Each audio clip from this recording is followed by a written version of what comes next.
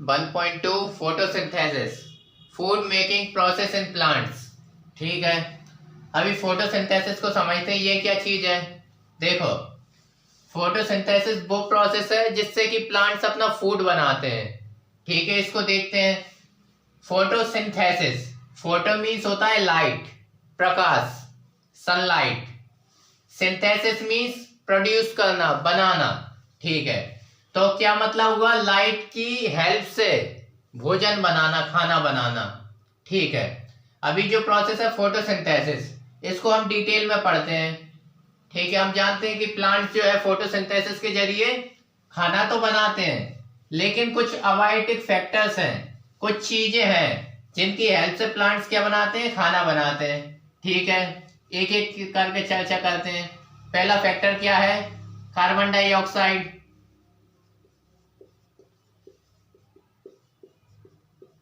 Carbon dioxide एक factor है, ये इसका होना जरूरी है।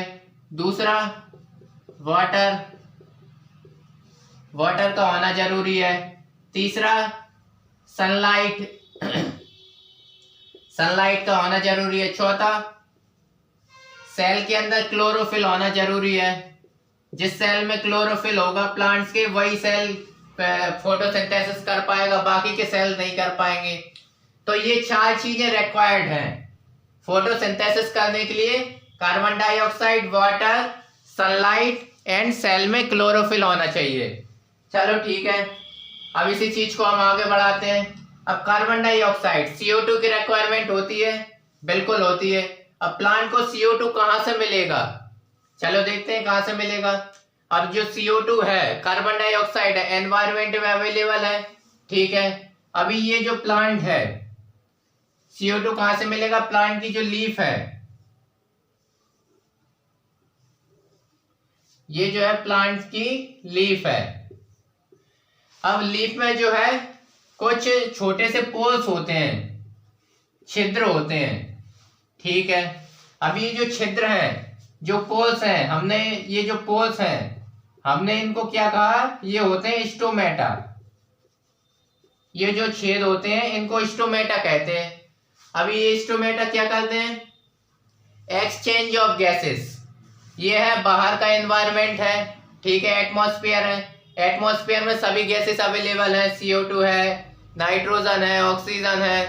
ठीक है, लेकिन प्लांट्स को क्या चाहिए, कार्बन डाइऑक्साइड चाहिए। तो ये इन छेद की मदद से, इन छेद की मदद से ये क्या करेगा, CO2 लेगा, मींस कार्बन डाइऑक्साइड अंदर लेगा, और इन्हीं छेदों की मदद से O2 बाहर फेंकेगा, मींस ऑक्सीजन बाहर फेंकेगा। तो देखो स्टोमेटा का क्या काम हुआ, एक्सचेंज ऑफ गैसेस।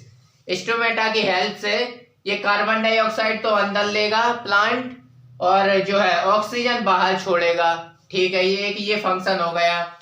तो हमको पहली चीज पता चल गई, कार्बन डाइऑक्साइड प्लांट कैसे लेता है, लीव्स के थ्रू लेता है। लीव्स में पोर्स होते हैं, छेद होते हैं, इन छेदों के जरिए वो कार्बन डाइऑक्साइड अंदर ले लेता है। अच्छा, एक फंक्शन और है, ये जो स्टोमेटा, स्टोमेटा से ट्रांसपीरेशन होता है, मींस वाटर लॉस होता है। जो प्लांट्स हैं, प्लांट से भी वाटर लॉस होता है, जैसे बाहर जो है एवोपरेशन होता है, बाष्पीकरण होता है। तो प्लांट्स में बाष्पीकरण कैसे होता है, ट्रांसपीरेशन के रूप में। ये जो छेद है इनसे वाटर लॉस होता है। ठीक है, इसका यहाँ पे कुछ काम नहीं है। ठीक है, दूसरा फैक्टर देखते हैं। ठीक है, ये जो है पहला क्लियर हो गया, कार्बन डाइऑक्साइड कहां से लेगा, लीव्स के थ्रू लेगा। ठीक है, अब दूसरे फैक्टर की बात करते हैं हम। अच्छा, क्लोरोफिल, देखो क्लोरोफिल की और बात कर लेते हैं। अब ये लीफ है, लीफ में ये कोई सा सेल है, ठीक है। अब ये सेल के अंदर क्या है, क्लोरोफिल है, सेल के अंदर क्लोरोफिल है।